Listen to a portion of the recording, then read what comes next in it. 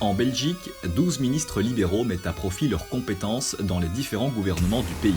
Ces ministres s'activent dans l'exécutif fédéral, wallon, de la Fédération Wallonie-Bruxelles ou encore celui de la communauté germanophone.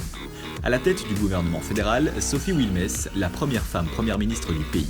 Ces derniers mois, la chef du gouvernement a dû faire face à l'épidémie du coronavirus et gérer la plus grande crise que le pays ait connue depuis la Seconde Guerre mondiale.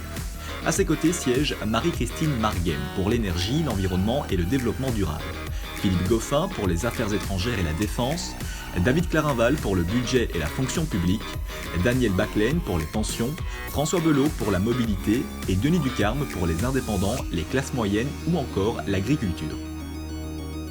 Dans leurs portefeuilles gouvernementaux respectifs, voici les actions ministérielles récentes.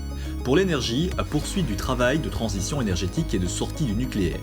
Pour les affaires étrangères et la défense, envoi de matériel dans le cadre d'une mission Bifast en Grèce, ainsi que de nombreuses visites dans des bases militaires nationales. Pour la fonction publique, le ministre a largement amplifié les possibilités de télétravail dans la fonction publique fédérale, ainsi qu'une aide aux établissements scientifiques fédéraux. Pour les pensions, le ministre a préparé une proposition de loi pour octroyer le statut de métier pénible aux soignants. Il a aussi fait en sorte que le congé parental Corona soit pris en compte pour le calcul de la pension des fonctionnaires et militaires. Pour la mobilité, au niveau ferroviaire, ce sont 4,3 milliards d'euros d'investissement pour des projets partout en Belgique, plus 1 milliard d'euros supplémentaires qui permettra notamment d'achever les travaux du RER. Pour les dossiers autoroutiers, mise en œuvre des premiers tests de véhicules autonomes en conditions réelles en Belgique.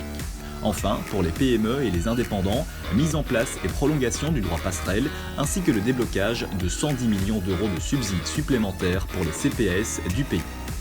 Au gouvernement wallon siège Willy Borsu, ministre de l'économie et du commerce extérieur et de l'agriculture, Jean-Luc Ruck pour les finances, le budget et les aéroports, et Valérie Debu, ministre de la fonction publique et du tourisme.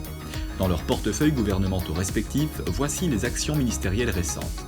Pour l'économie, le commerce extérieur et l'agriculture, reconnaissance officielle de 32 fermes sous le label Ferme pédagogique, ainsi que la mobilisation de 4 millions d'euros pour soutenir la capacité de dépistage.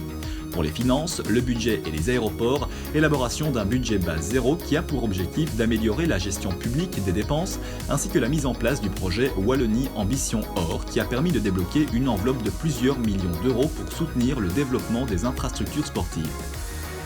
Pour la fonction publique et le tourisme, création des bases d'une identité forte pour le tourisme wallon avec visitewallonia.be, ainsi que la mise en place de la réforme des allocations familiales. Au gouvernement de la Fédération Wallonie-Bruxelles se retrouvent le ministre-président Pierre-Yves Geolet et la ministre Valérie Glatini en charge de l'enseignement supérieur, de la jeunesse ou encore des sports. Dans leurs portefeuilles gouvernementaux respectifs, voici les actions ministérielles récentes.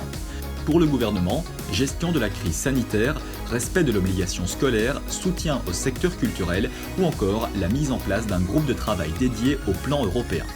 Pour l'enseignement supérieur, la jeunesse et les sports, réforme du décret paysage pour mener plus d'étudiants vers la réussite, 7 800 000 € accordés aux hôpitaux universitaires. Enfin, dans le gouvernement de la communauté germanophone siège la ministre Isabelle Wakemans, en charge de la culture et des sports, de l'emploi ou encore des médias. La ministre a permis des investissements conséquents dans les infrastructures du tourisme des cantons de l'Est, la préparation du dossier fibre optique en milieu rural ou encore la réorganisation du monde sportif en communauté germanophone.